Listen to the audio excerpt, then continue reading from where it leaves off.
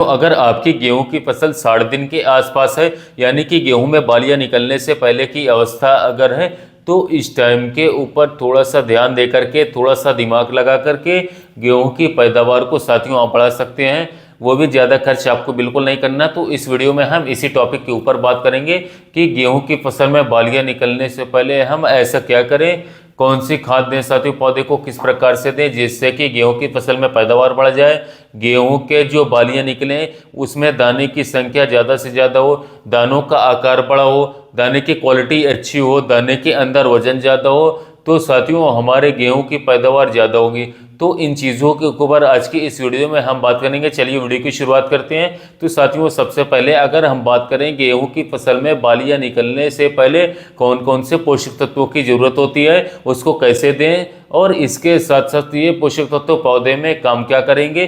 तो साथियों गेहूं की फसल में इस समय पर दाने के विकास के लिए जो पोषक तत्व साथियों सबसे ज़्यादा जरूरी होते हैं, इंपॉर्टेंट होते हैं, वो पोषक तत्व हमें इस समय पर फसल को देने हैं, जरूर देने हैं। तो सबसे बढ़िया तरीका है इस समय पर स्प्रे के द्वारा खाद का प्रयोग करना, पोषक तत्वों को गेहूं को देना।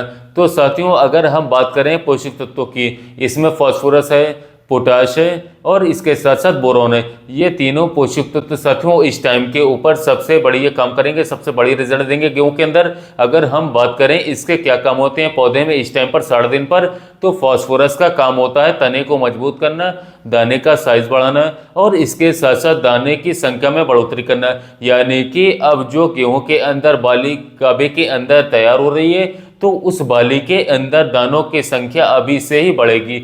जब गेहूं से बालियां बाहर आएंगी तो उसके अंदर दानों की संख्या बाद में नहीं बढ़ा सकते हम। इसलिए साथियों इस समय पर फास्फोरस का स्प्रे करना, यानी कि डीएपी का या फिर कोई ऐसा एनपीके जिसमें फास्फोरस की मात्रा हो, उसका स्प्रे हमें जरूर से जरूर करना है। तो इसके क्या काम होते हैं साथियों ये हमने जान लिया।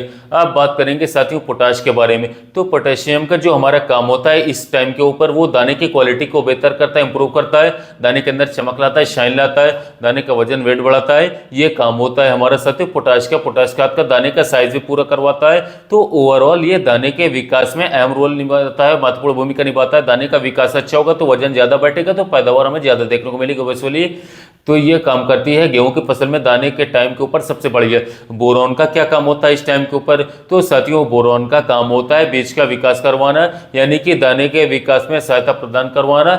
जो हम दूसरे पोषक तत्व दे रहे होते हैं साथियों, अगर हमारी फसल में बोरॉन की कमी रह जाएगी तो भी दाने का विकास साथियों पूरा बिल्कुल नहीं होगा, बाली का साइज छोटा होगा, दाने का साथियों आकार छोटा रह जाएगा, पैदावार में कमी देखने को मिलेगी, गिरावट आएगी।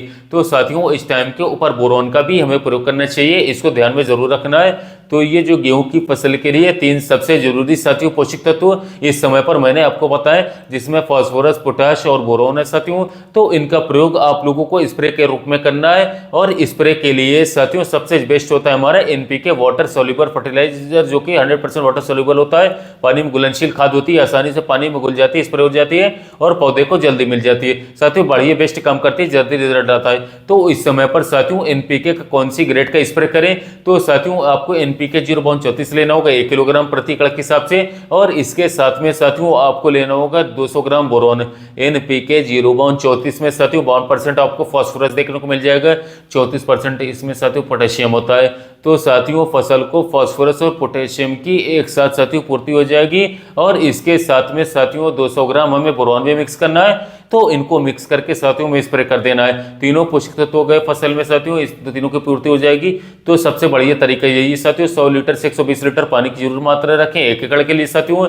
हम एनपीके 0.34 को 1.5 किलोग्राम तक भी इस स्टेज के ऊपर डाल सकते हैं, कोई दिक्कत की बात नहीं गेहूं फसल में। तो 1.5 किलोग्राम एनपीके के लिए साथियों आपको 150 लीटर पानी की मात्रा होगी, पानी बढ़ाना होगा साथियों।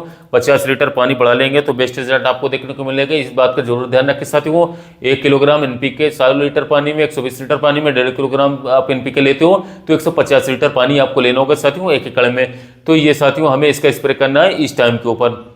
इसके अलावा साथियों, अगर काफ़ी किसान भाई पूछते हैं कि क्या हम इस टाइम के ऊपर डीएपी का भी स्प्रे कर सकते हैं, हम क्या यूरिया का भी स्प्रे कर सकते हैं, तो हाँ बिल्कुल साथियों, आप इस समय के ऊपर डीएपी खाद का प्रयोग कर सकते हो, स्प्रे कर सकते हो, कोई दिक्कत की बात नहीं। क्योंकि गेहूं की फसल में बालियां निकलते समय पर या फिर निकलने के बाद में नाइट्रोजन की आवश्यकता बिल्कुल नहीं होती पौधे को, तो आपको इसमें यूरिया डालने की आवश्यकता बिल्कुल भी नहीं पड़ेगी।